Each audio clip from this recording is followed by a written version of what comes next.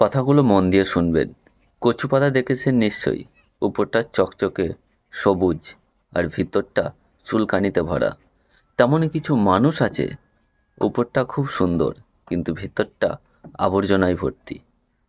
সাপ দুধ খেয়েও বিষ উগলে দেয়, আর গরু ঘাস খেয়েও দুধ দেয়। পার্থক্যটা খাবারে নয়, পার্থক্যটা স্বভাবে। কখনো নিজেকে নিয়ে অহংকার করবেন না, কারণ পাথর কিন্তু নিজের ওজনের ভারে জলে ডুবে যায়। কি আজব তাই না? যার চোখে ঘুম নেই তার ভালো বিছানা আছে, আর যার ভালো বিছানা আছে তার চোখে ঘুম নেই।